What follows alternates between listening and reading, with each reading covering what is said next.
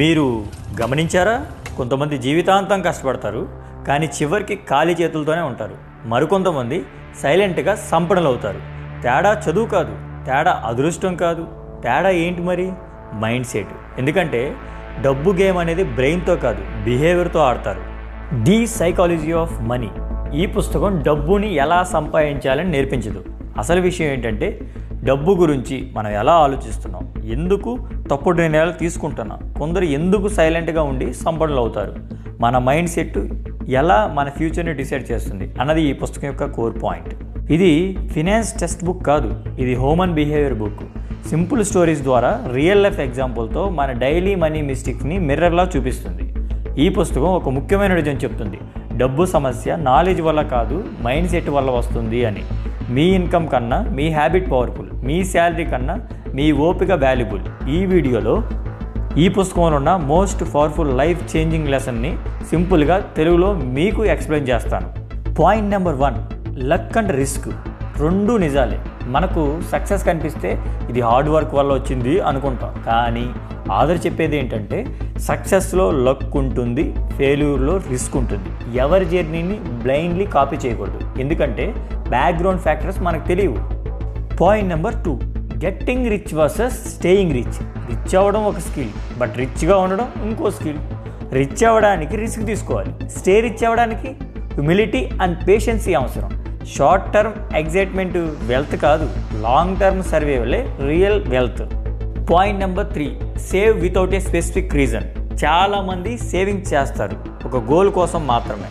Author చెప్తాడు specific reason లేకపోయినా save చేయాలి, ఎందుకంటే ఫ్యూచర్ అన్ప్రెడిక్టబుల్. సేవింగ్స్ అంటే ఫ్రీడమ్, ఫ్రీడమ్ అంటే options. Point number 4, freedom is the real wealth. ఈ పుస్తకంలో బెస్ట్ ఐడియా ఇది. Money gives you control over your time. మీకు నచ్చిన పని చేయడానికి, మీకు నచ్చిన చోట ఉండడానికి, మీకు నచ్చిన వాళ్ళతో జీవించడానికి టైం ఫ్రీడమ్ ఇస్తేనే money valuable. Point number 5, don't imitate others. Social మీడియాలో చూసి లైఫ్ డిసిషన్ తీసుకోవద్దు. వాళ్ళ ఇన్కమ్, వాళ్ళ గోల్స్, వాళ్ళ రెస్పాన్సిబిలిటీస్ మనవి కావు. పర్సనల్ ఫైనాన్స్ అంటే పర్సనల్గా ఉండాలి. కంపారిజన్ ఎప్పుడు వెల్త్ని డిస్ట్రాయ్ చేస్తుంది. Point number 6, reasonable versus rational. Financial డిసిషన్లో పర్ఫెక్ట్ లాజిక్ అవసరం లేదు. ఆథర్ చెప్తారు being a reasonable is more important than being a rational. దీని మీనింగ్ ఏంటంటే you don't need to the best investment, you need to one that lets you sleep peacefully.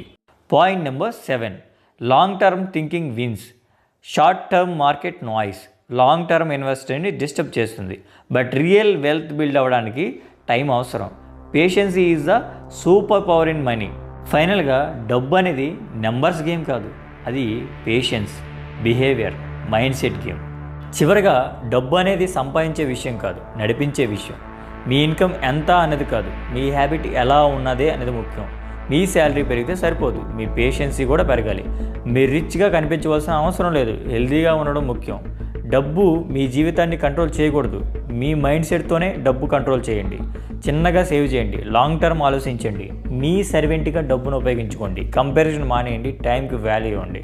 అప్పుడే డబ్బు మీ servant అవుతుంది, మీరు దానికి మాస్టర్ అవుతారు అని రైటర్ చెప్తున్నారు. Thank you so much. Thank you nature.